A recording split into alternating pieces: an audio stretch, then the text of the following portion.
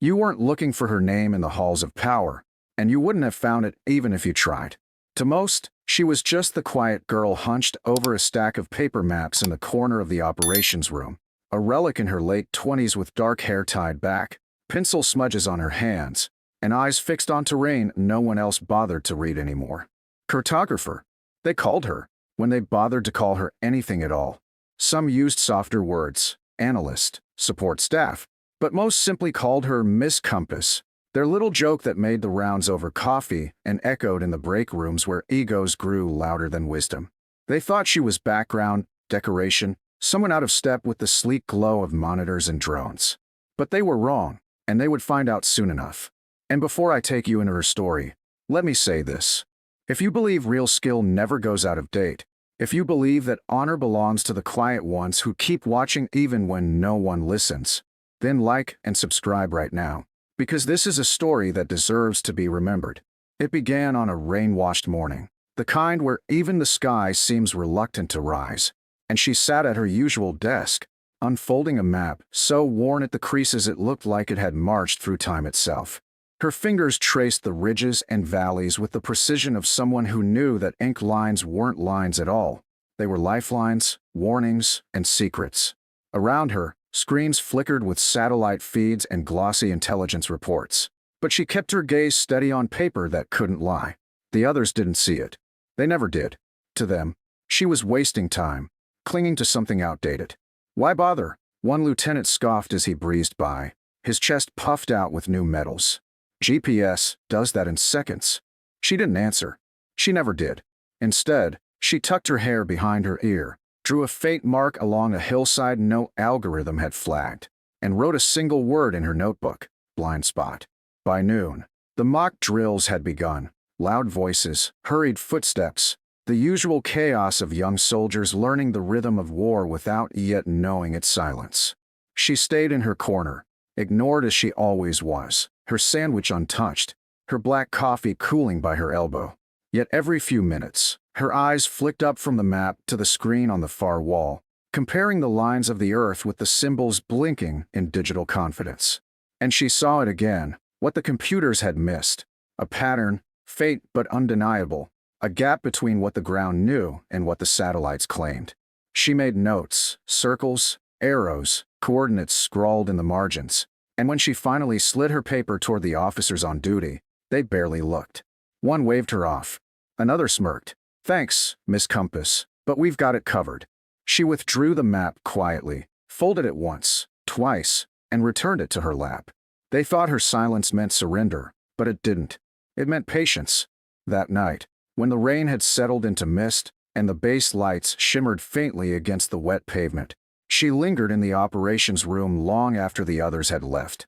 The monitors hummed, unattended, still loyal to their endless cycle of digital feeds, but she turned them off one by one until the room dimmed into shadow. Then she spread her maps across the long metal table, aligning edges with practiced care. She marked the faults in the perimeter scans, the choke points where terrain curved against probability, the blind valley no drone had captured, and as she worked, she whispered softly to herself, a mantra she had carried since deployment years before. Paper doesn't jam. Paper doesn't lie. Outside, laughter rose faintly from the barracks, the voices of soldiers who had already dismissed her. Inside, only the scrape of her pencil and the steady tick of the wall clock filled the silence. She didn't mind. Silence was where she had always lived. But even silence has cracks, and the cracks showed the following week. During a scheduled exercise, a squad went missing.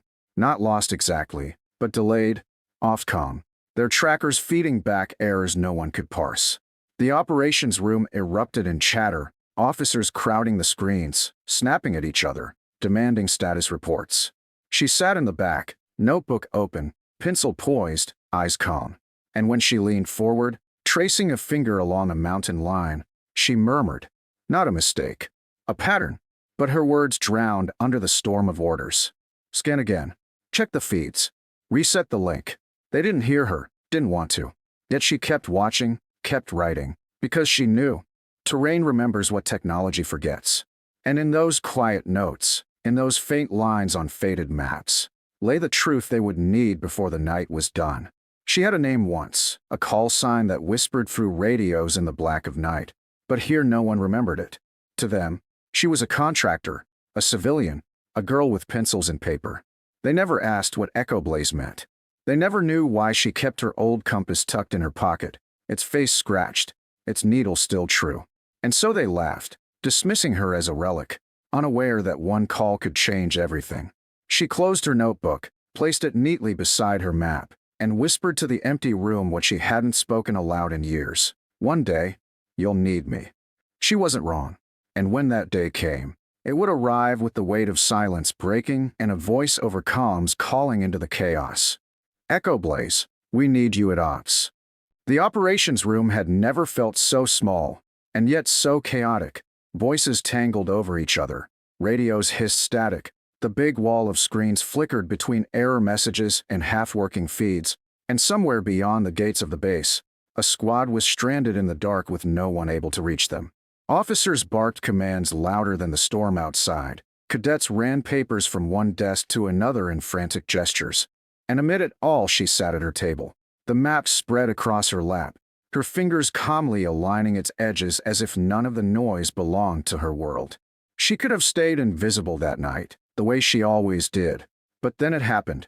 Through the crackle of interference, a voice cut in, not frantic, not confused, but measured, deliberate, unmistakable.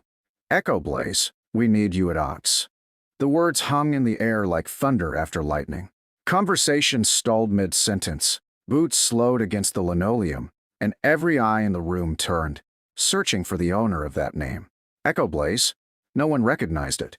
Not the young lieutenants who had laughed at her maps. Not the colonels glued to their monitors. Not the cadets scribbling coordinates on clipboards. The only person who moved was her. She folded the map with steady hands, stood up, and walked forward through the forest of stunned faces as though she had been waiting for this moment since the day she stepped into that building. Her boots made no sound, but her presence commanded silence. And by the time she reached the operations table, no one dared laugh. No one dared interrupt. She picked up a piece of chalk from the tray, turned to the massive black planning board on the wall, and began sketching. Ridgelines first, then valleys, then choke points, each line drawn with speed and certainty that the digital maps had failed to deliver. The room watched, spellbound, as the paper world she had studied in solitude unfolded into something living and precise. Here, she said, tapping the chalk against a contour line. Your feeds think they're east of this ridge, but they're not. They're caught on the shadow side, cut off from signal. They're cornered, not lost. No one spoke. She didn't raise her voice, didn't need to. Her calmness carried more authority than the bark of any officer in that room. Someone whispered, "Who is she?" And before the colonel could answer, an old sergeant near the back straightened and said it quietly, reverently, as though speaking a prayer. "That's Echo Blaze. Pathfinder. Helmand, Kandahar, Ramadi. She got whole squads home when satellites went blind." The revelation rippled through the room like fire across dry grass. Suddenly the map girl was no longer a joke, no longer invisible. She was a name they'd heard in briefings, but never connected to the quiet woman at the desk. A call sign carved into the bones of missions no one talked about openly. She didn't acknowledge the whispers, didn't break stride. Her hand moved fast, circling ambush points, marking hidden routes, redrawing the battle the way only someone who had walked it by foot could. "Send a unit through this pass," she directed. "Pull them out west. Don't waste time with drones. They won't see through that canopy." The colonel started to object, but one look at her, eyes sharp, posture unshaken, was enough to silence him. She wasn't guessing. She wasn't theorizing.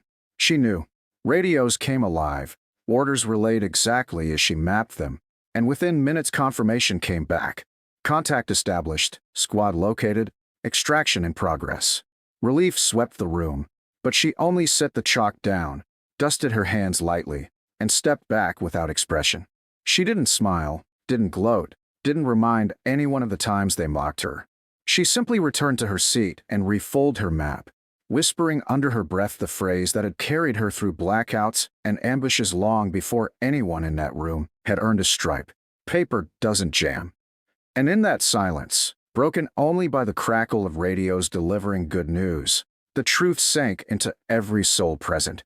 They had laughed at the one person who had already saved more lives than they could count, the one they called Miss Compass, but whose real name was Echo Blaze. The extraction was successful.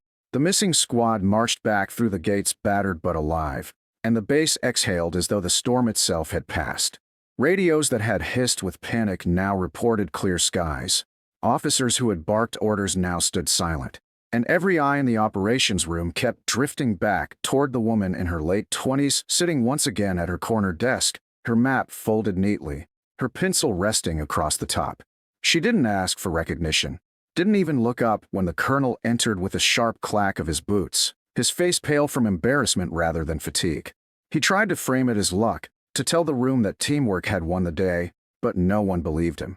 They had all seen who had studied the chaos, who had carved order out of static and panic with nothing but a piece of chalk and memory of ground they had never set foot on.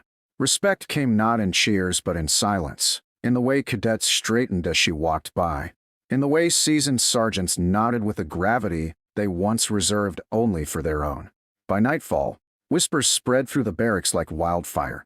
Echo Blaze is here. She's real. The next morning, her name appeared scrawled in notebooks of recruits who had laughed at her just days before. They now sat at her desk during breaks, asking questions they didn't know how to phrase properly.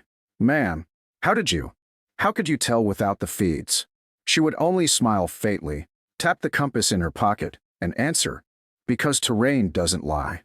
People do. Machines fail. But the Earth, if you learn its language, it tells you everything." Those who heard her carried those words back to their units like gospel, and slowly the nickname, Miss Compass, disappeared, replaced with the name the sergeant had spoken with reverence, Echo Blaze. Her quiet revolution was not marked with parades or medals, but with something heavier, more lasting. A week later, during a review in the main hall, the colonel stood before the entire base, shuffling nervously with his notes, then finally put them aside. "We nearly lost a squad," he admitted. "We nearly let arrogance blind us. But one person carried the weight we wouldn't." He turned, gesturing to the corner where she stood with her map tucked under her arm. The hall went still. She stepped forward slowly, her boots echoing softly against the polished floor, her posture straight but unassuming. She didn't prepare a speech, didn't need to. She simply looked out at the rows of recruits and officers and said, "I didn't save them to prove anything. I saved them because I knew the ground better than the machines did. That's all. Don't mistake silence for weakness. Don't mistake old tools for useless ones. Because one day, when the noise fails you, it will be the quiet thing that saves your life." She paused, then added, almost as if speaking to herself, "It always has." She turned to leave, but before she reached the door, the colonel spoke again. "From this day forward, this room, this base, will remember the call sign Echo Blaze. And we will not laugh at what we don't understand." The declaration hung in the air, and for the first time, every soldier present rose to their feet, not out of duty, but out of something deeper, respect long overdue. In the days that followed, the operations board bore a new inscription in chalk. Echo Blaze Doctrine: trust the ground. Trust the map. Trust the quiet one in the corner. It wasn't official. No order had commanded it. But cadets began training with paper maps again, walking ridges before sunrise, learning how to feel the land instead of just watching it through drones. She didn't boast, didn't remind anyone of what they once called her. She simply kept working, folding her maps each night, tucking her compass back into her pocket, whispering the same mantra as always: paper doesn't jam. Months later, when her contract ended, she left as quietly as she had come. No ceremony, no farewell party, just a folded map on her desk with 6 words scrawled across the top: respect the silence. It sees farther. Some thought she vanished, but the truth was she never needed to stay. The lesson had already taken root, the respect had already been restored, and her presence had already burned itself into the culture of the base. Years later, recruits who had been cadets during that storm still told the story to newcomers. Of the woman they mocked who saved a squad with nothing but a map, of the call sign whispered like a secret, Echo Blaze, and of the night the base learned that the loudest voices aren't always the wisest. They didn't tell it with fanfare, didn't inflate it with heroics. but with the kind of reverence that only comes when you realize you almost missed greatness standing in plain sight. Some stories fade with time, but hers remained, not because she demanded it, but because silence, once it reveals itself, cannot be forgotten. And so, long after the last chalk mark was erased, long after the screens outshone the maps again, one truth lingered at that base, etched into memory and whispered among those who had learned to listen. Echo Blaze was never just a map reader. She was the map,